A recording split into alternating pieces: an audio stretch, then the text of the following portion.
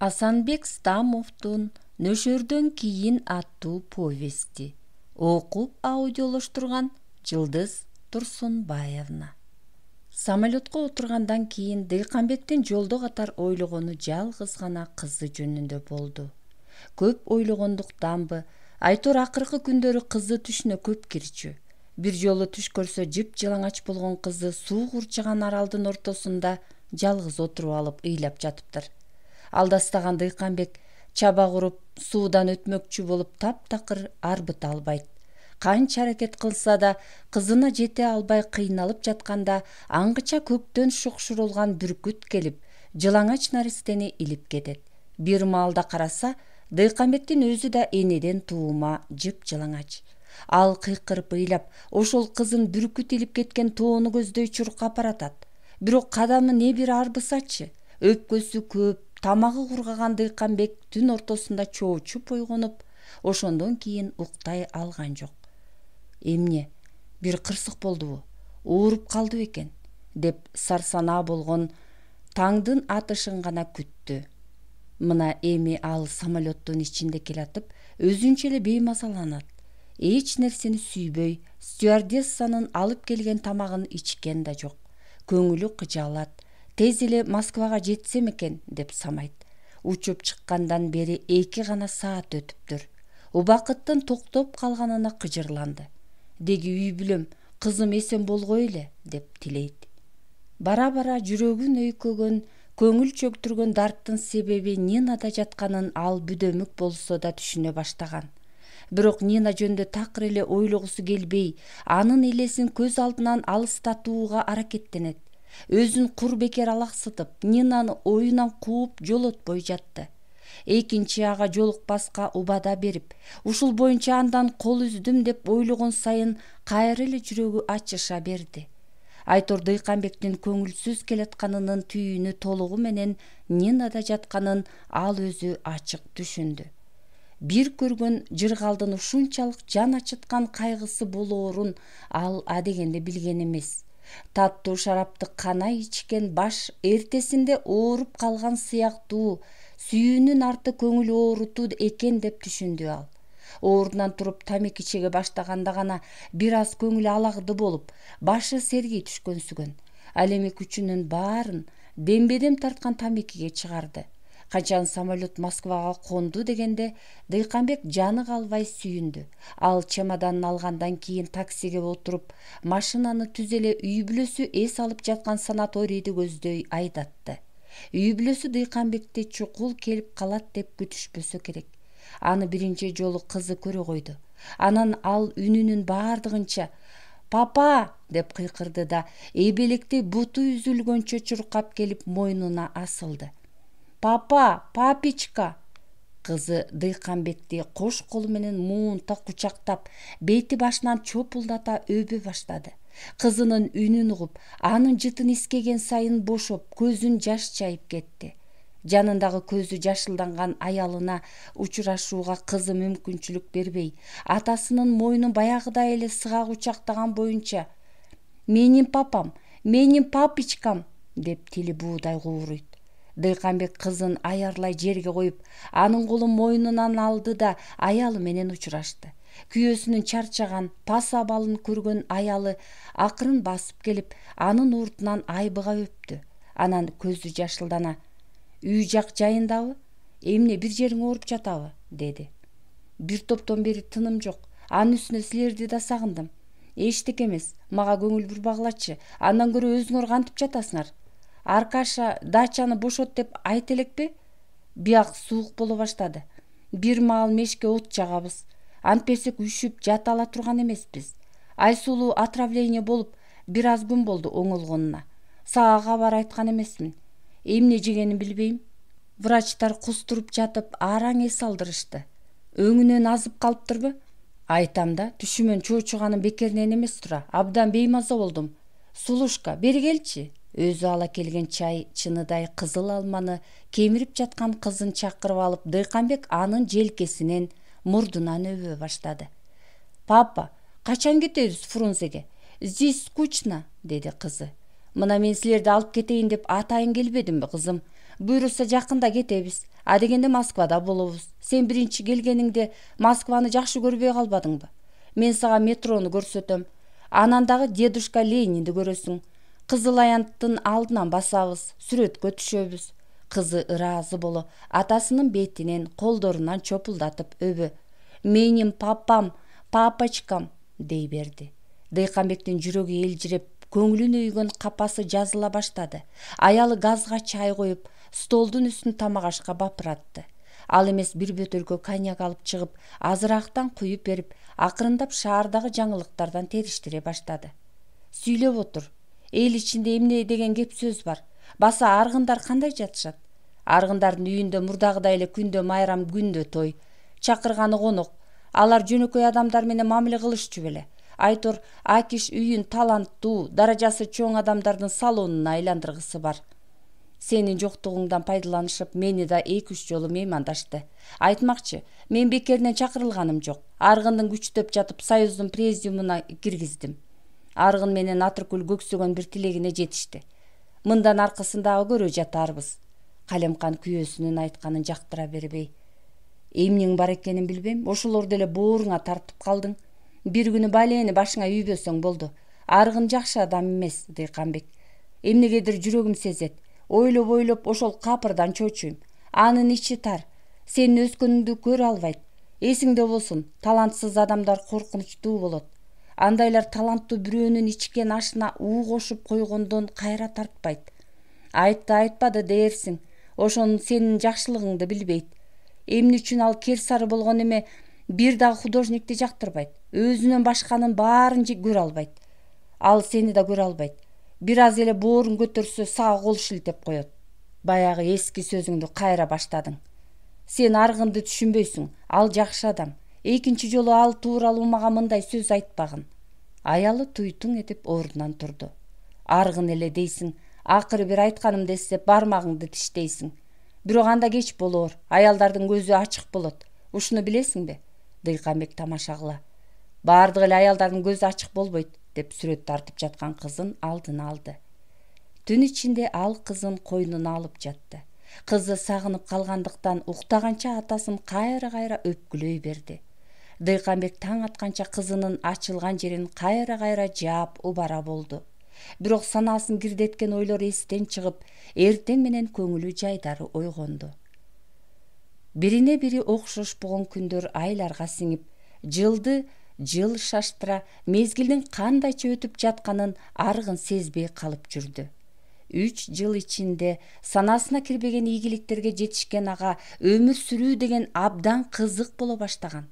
Төштөгү жаан жууп, түбү копшолгон кара ташты жогорттон кулап келаткан экинчи бир чоңураак таштын эпкини уруп кетсе, канча жылдан бери кыймылсыз чөгүп жатканына карабастан, кара таш ой тарапты карай жылып жөнөйт да, качан гана бир аңгекке барып кептелмейинче өпкөңдөп кулай берет.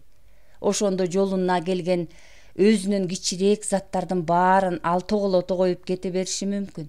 Аңгекке кептелгенден кийин гана аны оорунан козгогон эч ким болбой, кара ташты мезгилдин оор жүгү ныгыра берип, дайыны чыкпай түктүү жер алдында калат. Президиумга мүчө болуп киргенден кийинки Аргындын өмүрү да ошол кокусунан төш ылдый кулаган кара ташка окшош болчу. Өлүү чекиттен жылбай бук болуп жүргөн кезинде кокусунан ишмерлердин чөйрөсүнө илиниши анын демилгесин ойготуп жиберди. Эми ал төш ылдый кулаган кара ташча алга карай томолоно бермек. Керт башына жүктөлгөн милдетти Аргындын өтө ишмердүүлүк менен аткарышы алгачкы кездерде Дыйканбекке аябай жаккан. Аргын эртели кеч Союздан чыкпай, андагы иш пландар менен таанышып, ал гана эмес көпчүлүк сүрөтчүлөрдүн мастерскойлорун кыдырып жүргөн. Сыпайы сылык суроолор берүү аркылуу кимдин кандай теманын үстүндө иштеп жатканын тактады. Андан соң кезегинде министерствого кирип, анын жетекчилери менен учурашып чыгат. Айтор шайды от сунган Аргындын күн сайын жаны тынбайт. Ал өзүнө жок жерден иш таап, алган эмес Союздагы кабыл алынган токтомдордун кандайча түзүлгөнүнө чейин кийлигишип кетчү. Мындай ишмердүүлүк, ары сөздөрү менен болгон сыпайыгерчилик адегенде сүрөтчүлөр арасында Аргындын баркын көтөрдү. Атаң көрү десе, Мурда байкабай жүргөн турбайбызбы? Аргын ишмер адам экен го, дешти сүрөтчүлөр бир ооздон.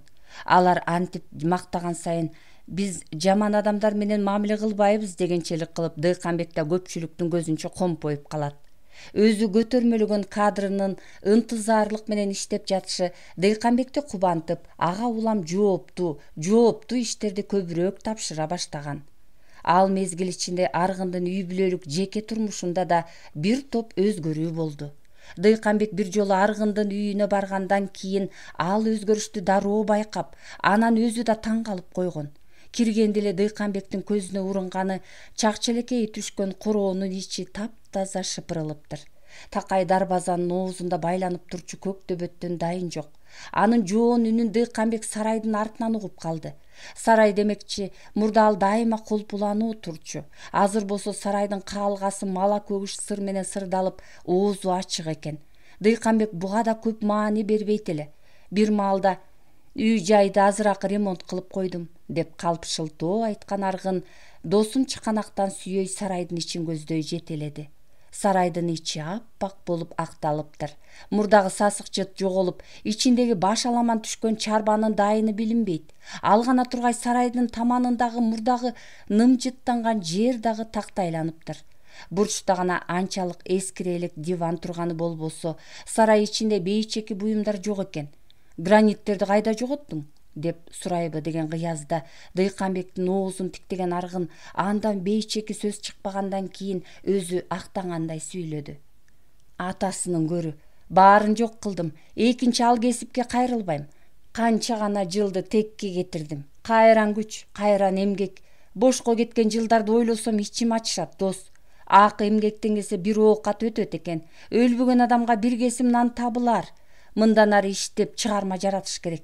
Эл оозун алыныш үчүн али да болсо өмүр жетер. Атасынын көрү, иштеш керек экен, Дыйканбек. Аргындын дилиндеги бул чечкиндүүлүккө Дыйканбек ак ниетинен кубанды. Алар үйгө киришкенде Атыркүлдүн ак дасторкону жайылуу экен. Үстү толо дүйүм тамак. Ресторандын официанткаларынча кийинген Атыркүлдүн көрүнүшү дыкан. Ал экөөнүн алдынан утурлап, бирок адаттагысындай шакылдабастан ары сыпа, олуттуу түр менен каршы алды да Дыйканбек менен эринин плащтарын чечип алып, кийим илгичке өзү илди. Атыркүлдүн бул жоругу дагы Дыйканбек үчүн жаңылык эле. Анткени Атыркүлдүн минтип эринин кийимин үстүнөн чечип алышын Дыйканбек биринчи жолу көрүп отурат. Эрди катындын бул жоругун байкамаксанга салган Дыйканбек төргө өттү.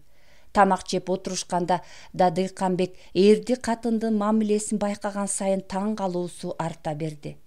Деги эле Аргын менен Атыркүлдүн бири-бирине жасаган мамилеси өмүр бою ысык жашап келе жаткандай сый болчу. Көп ысык ичкен өмүргө зыян дешет. Шашпачы, деп жалоору сүйлөгөн Атыркүл эринин пияласындагы ысык чайга өзү 2 кашык варенье салып туруп, аны аралаштырып койду. Бир маалда Аргындагы аялын урматтаган үн менен акырын унчукту. Акиш, үйдүн ичи суук көрүнөт. Үстүңө бир жылуу нерсе жамынып алчы. Ооруп калып дагы эсибизди чыгарасың. Же мен төркүйдөн жемпириңди алып келип берейинби? Рахмат, дейт көзү моймол жүй түшкөн Атыркүл. Отуруп тамактана бер.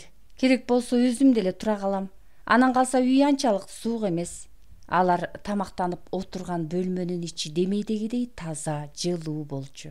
Аргындын суук тиет деп аялына жан тартканы жөн гана көңүл жубатуу экендигин Дыйканбек түшүнүп, кантсе да жубайлардын турмушунда бири-бирине өз ара жан тартуу, ишенич пайда болгонуна көңүлү жибей түштү. Үй бүлөсүнө кадыр баркы бар адамды эл да сыйлайт. Андай адамдын иши алга жылып, көңүлү куунак болот. Кездешкен кыйынчылыктарга ал көп моюн бербейт. Ушулар жөнүндө ойлогон Дыйканбек бир учурларда ит менен мышыкча ыркырашкан экөөнү бакыт каалайт. Жан кыйнап жашоо, ошондон улам кур бекер чүнчүп, көкүрөктү кайгыга өйкөтүү кимге пайда берет? Адам деген санаачыл, мурт болоорун өзүбүз билбейбиз. Бирибизди бирибиз аябайбыз. Адамдар кызыкпыз. Мына ушинтип ойлогон Дыйканбек санааркай түшкөндө Аргынды улуу баласы телефонго чакырды. Кары адамча учурулган Аргын ордунан араң туруп, Телефонду көздөй басып кеткенден кийин Атыркүл эри экөөнүн ортосундагы мамиленин кандайча өзгөргөнүн кабардап койгусу келди көрүнөт. Ал ыраазы боло эрдин араң кыбыратты. Бийликти бүт досуңа бердим. Байкап көрсөм, аял деген эркектин ыгынан чыкпай ага баш ийиш керек экен. Тай туйлап тактага чыкпаптыр. Аял дегендин милдети үй жайды таза тутуп гана, эркектин тапканын иреттеп, бала бакырага көз болуу. Эри акырая караса жер карап, ага таазим кылуу. Ойлоп көрсөң, үй бүлөнү туткасы эркек тура. Бийлик эркекте болуш керек экен. Эри бар аялдын жаманаттысы билинбейт. Эр деген аялдын калканычы. Эрден кийин сый жок деп эл ичинде бекер айтылбайт. Мындан ары башың баш, эркинсиң дедим досуңа.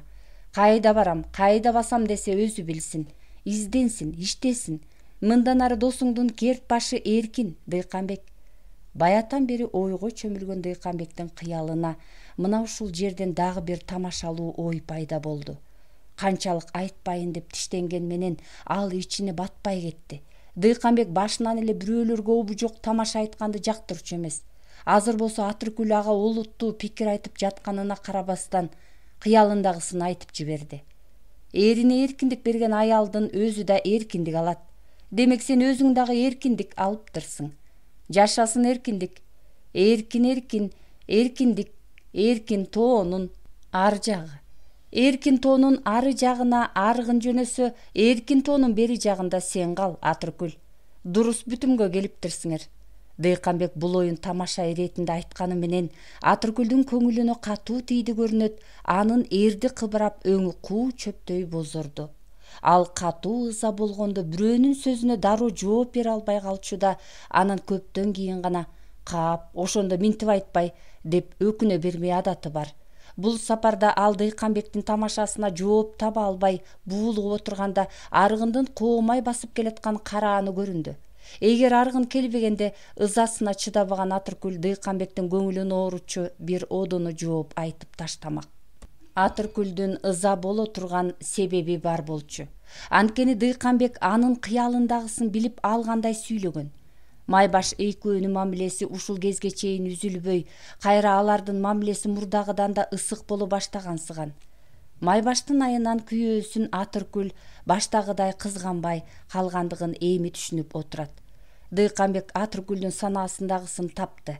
Көкөйүн кескен түгөнгүр арманы Майбашта жаткан.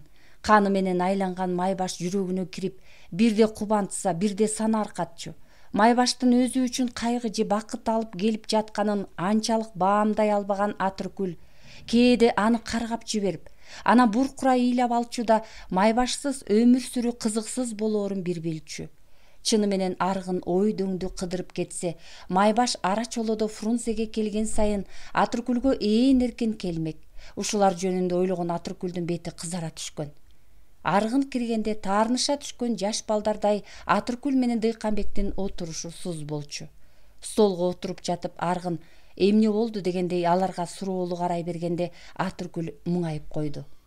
Дыйканбек экөөбүз келгенче жакында авариядан каза болгон художниктерди эскерип алдык. Аты ким эле бечаранын. Бүгүн ошонун 40 ашын берип жатат дешти. Карачы кырсык деген кашкабактын ортосундагы нерсе. Кырчындай жигит күмжан болду да калды. Сен бир жакка чыгаарда жүрөгүм түшөт, аргын. Машинаны акырын айдап жүрчү, Кудайым жалгагыр. Теңир айтыптыр, сактансаң сактайм деп. Машинага отурганда ойго батып, оолжуй түшчү элең. Байкап айда. Жок жерден жол таап, эмелекке оңтойсуз абалды жойгон Атыркүлгө ичинен таң калган Дыйканбек колундагы чынысын кыйшайтып аргындын ийнине колун койду. Атыркүл рас айтат. Жүрү андан көрө, бечаранын үйүнө кирип көз көрсөтүп коелук. Баса, агасы мага кечээ эле телефон чалган. Ордунан жай козголушкан экөө маркумдун үйүн көздөй басышты. Атыркүл эскертпегенде бул мүшкүлдүү жорук караманча Дыйканбектин эсинен чыгып кетмек. Ал жолдо баратып да эрди катындын ортосундагы бири-бирине болгон жасалма баркташууну дагы бир жолу эсине түшүрүп, ошол боюнча аны таптакыр эле кыялынан чыгарып таштаган. Бирок Дыйканбектин тамашасы көпкө чейин Атыркүлдүн эсинен чыккан жок. Мөөрөй бизге да тиер дегенчелик кылып кекенди ал. Атыркүлдүн ичинде кек сактап калганын бул сапар Дыйканбек билген жок. аял заттын өзүнө душман кылган эркек бирди көрөрүн Дыйканбек ал кезде билчү эмес. Аргын күндөн күнгө күчкө толуп, өзүн негедир кайрадан төрөлгөндөй сезет.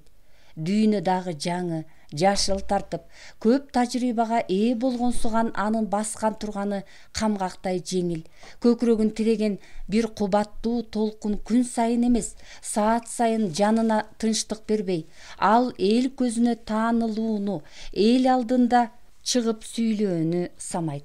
Айтор бүткөн боюн, алоолонткон ысык жалын сыртка атып чыкпаса, ал өзүнөн өзү эле дүрт этип күйүп кетчүдөй сезет.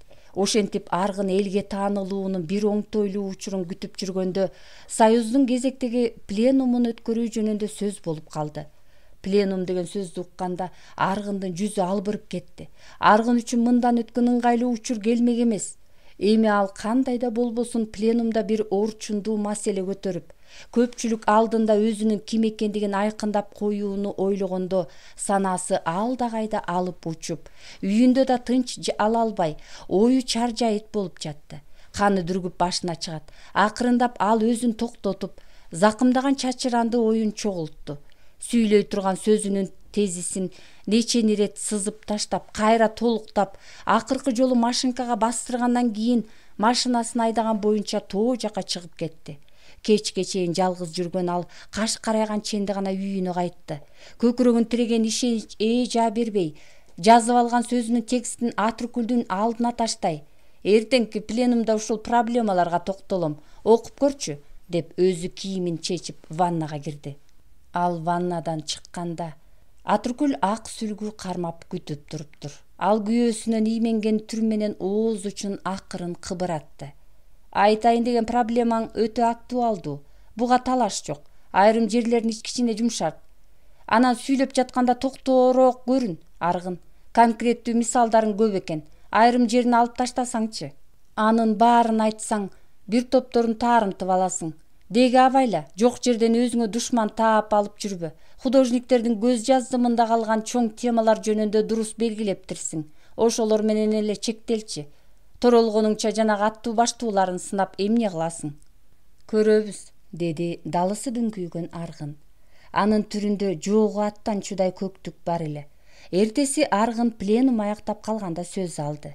Ошентип пленумда ал өзү айткандай проблемалуу сөз сүйлөп, кесиптештерине көп доомат койду. Эмгек темасы аз иштелип жатканын белгилеп, анан отургандарга кайрылды. Жолдоштор, коммунизмдин материалдык техникалык базасын түзүп жаткан эмгек азаматтарынын образын биз, художниктер, жеткиликтүү иштебей жатабыз. Эмне үчүн бул ыйык тема биздин көз жаздымыбызда калууга тийиш? Менимче, Союз начар иштеп жатат. Госзаказдардын аткарылышы бүгүнкү күндүн талабына жооп бербейт. Художниктер тематиканы беткелди, өздөрү каалагандай тандашат экен. Союздун жетекчилери бул орчундуу маселеге жоопкерсиздик менен мамиле кылышат. Жумушчу темасы биз үчүн ушул кезге чейин бузулбаган дың. Жолдоштор, менин силерге айтарым, сунушум ушул, деди Аргын залда отургандарга кайрылды. Биздин ар бирибиз жыл сайын 1-2 өкмөттүк заказдардын үстүндө иштөөгө милдеттүүбүз. Ошондо гана эл алдында, өкмөт алдында жүзүбүз жарык болот.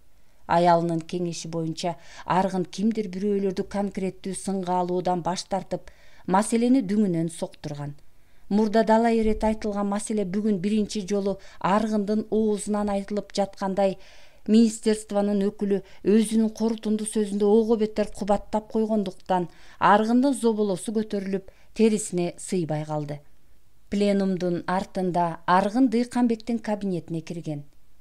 Ал жалгыз отуруптур. Аргын ичинде досун жакшы сүйлөдүң деп кубаттайт деп ойлогон. Бирок Дыйканбектин турпатын ой басып, ал Аргынды кыртышы сүйбөгөндөй кабыл алды. Сындап койгонумду жактырбай калды көрүнөт. Мейли, мен чындыкты айттым, дегенчелик кылып. Аргын диванга бек отурду. Дыйканбек көпкө чейин Аргынды сынагандай тиктеп туруп, сен бүгүн туура сүйлөдүң, деп тике айтты. Бирок сен айткан маселе мурда да көп коюлган. Мындан ары далай жолу коюлушу мүмкүн. Бирок сен мурда эл менен аралашпагандык кылып, бир орчундуу жагдайды эске алган жоксуң, Аргын. Биз ар бир художникке индивидуалдуу мамиле кылабыз. Ошондо гана туура иш кылган болобуз. Муну айтканымдын себеби госзаказды аткарууга шыктуу художниктер бар. Алар өкмөттүк заказдарды ынтызарлык менен кабыл алып, ошол темага чыгармачылык менен мамиле кылат. Кала берсе, андай художниктер өз бетинче тема тандоого келгенде жараксыз болушат.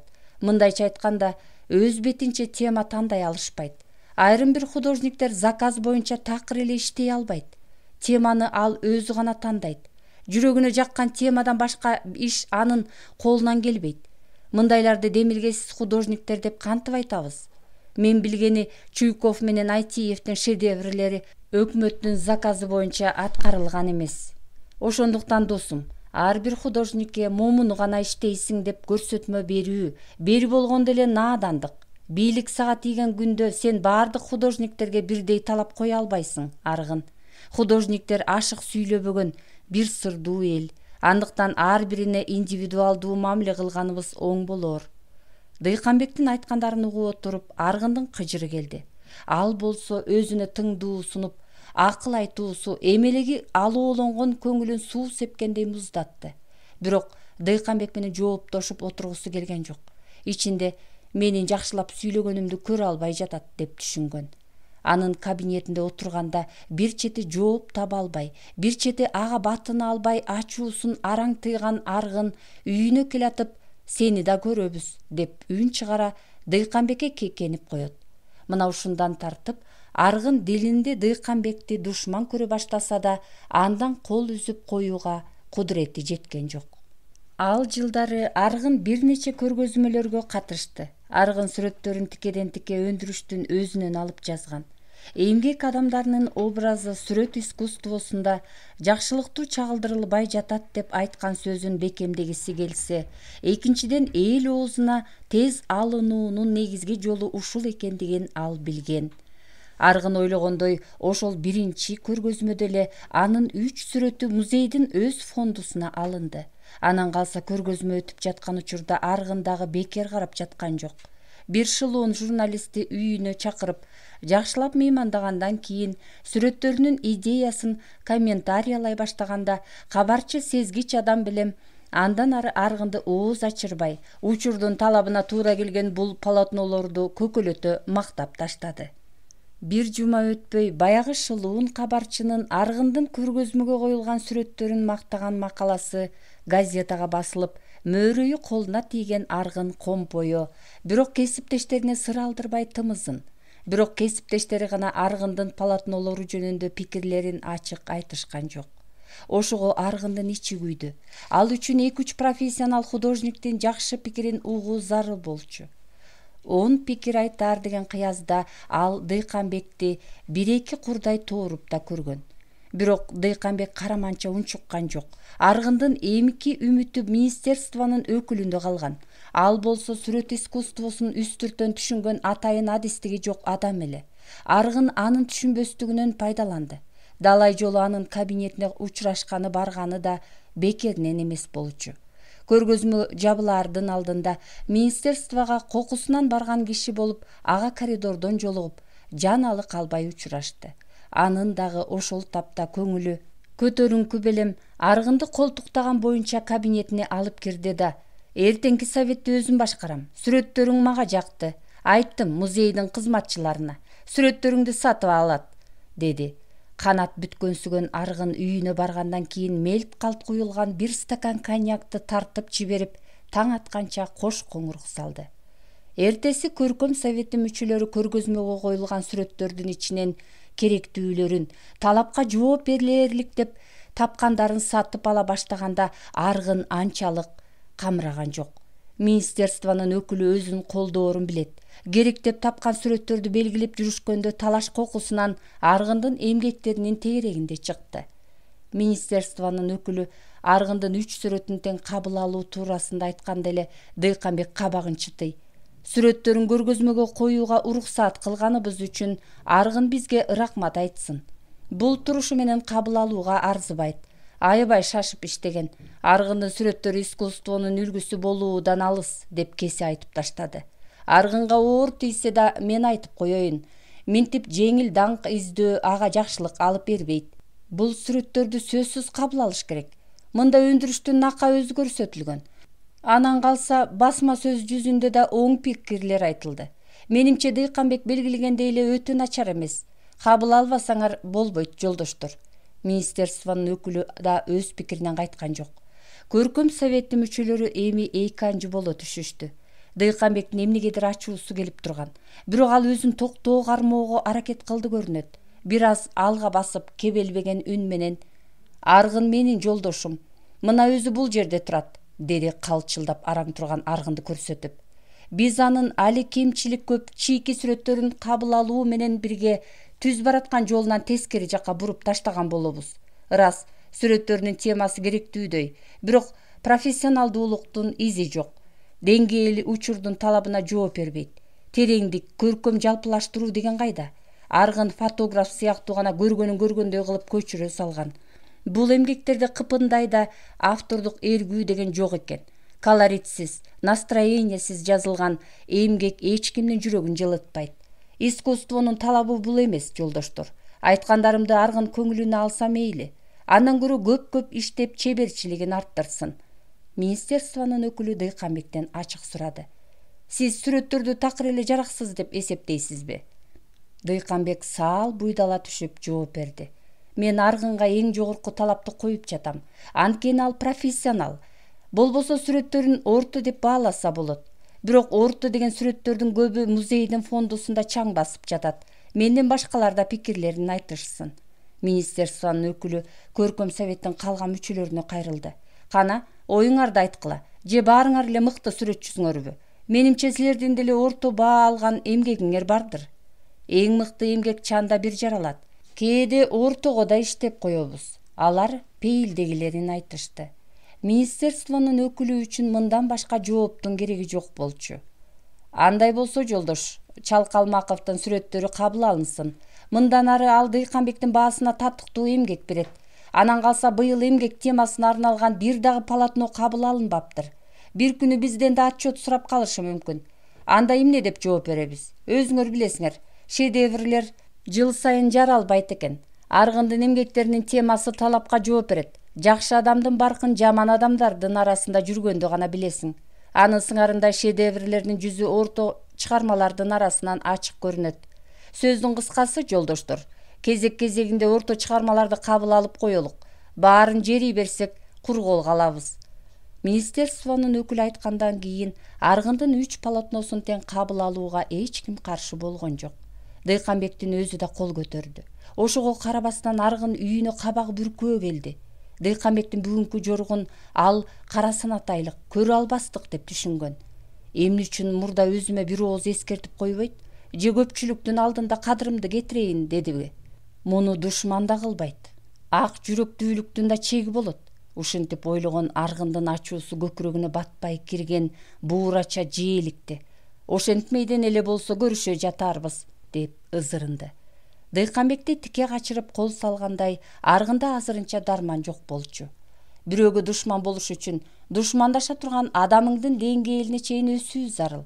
Эгер душманыңа тең тайлаша турганыңа көзүң жетпесе, анда ийинине кирген жылаанча тим жат, же болбосо аны кара куртча түн ичинде жылып келип чагуу оң. Аргындын сокур сезими ушуларды ачык билген. Ошондуктан ал торолуп, авторитет күтмөйүнчө Дыйканбекке ооз ачмак эмес. Кыжырлануу анын көкөйүн кесип жатканына карабастан, кайра ал өзүнүн капа болгонун билгизбей, Дыйканбектин колтугуна дагы бекем ыктамакчы болду.